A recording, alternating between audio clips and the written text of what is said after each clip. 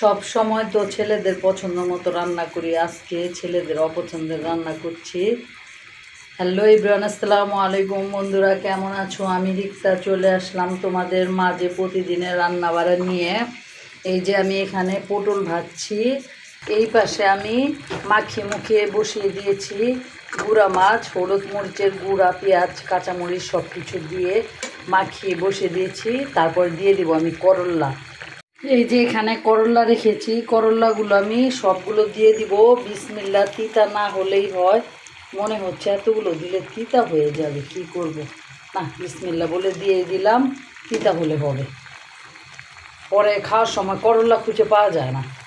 ঢেকে দিব, ঢেকে দিলে আস্তে আস্তে হয়ে যাবে। আর এখানে আমি এই যে পটল ভাজছি। বন্ধুরা, আজকে ছেলেদের অপছন্দের খাবার রান্না করছি। অবশ্য ঢেঁড়স ভাজি করেছি, ঢেঁড়স ভাজিটা বড় ছেলে খায়, এছাড়া এই পটল ভাজাও খাবে না, করলাও খাবে না। আর ডাল রান্না করেছি, ডালটা খাবে।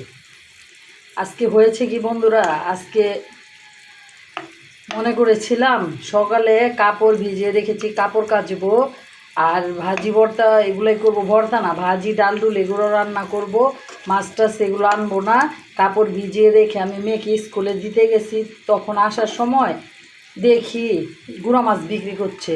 নেবো না নেবো ভাবতে ভাবতে ছোটো মাছগুলো নিয়ে নিলাম। বন্ধুরা, আমি কিন্তু ছোটো মাছগুলোকে গুঁড়া মাছ বলি, বেশিরভাগ সময় আমি গুঁড়া মাছ বলি, গুঁড়া মাছ বলতে আমার ভালো লাগে।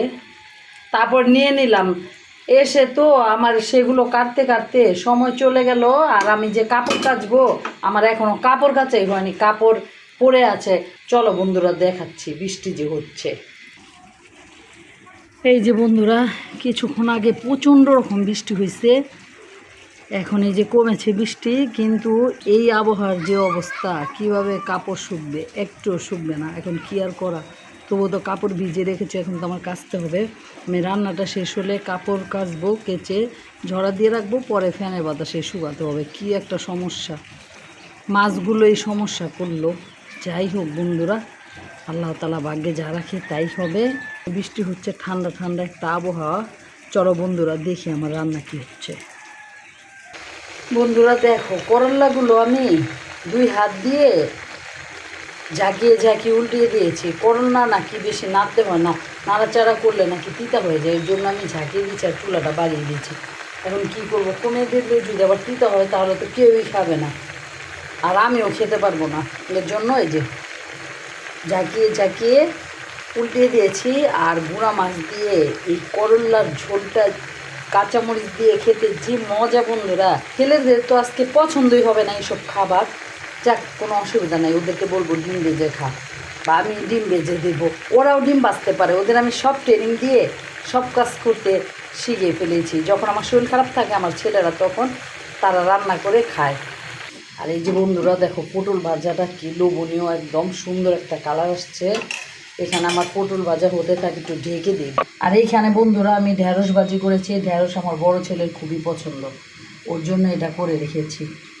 এই যে দেখো বন্ধুরা, আমি আম ডাল রান্না করেছি, আমের আঠিটা সহ দিয়ে দিয়েছি।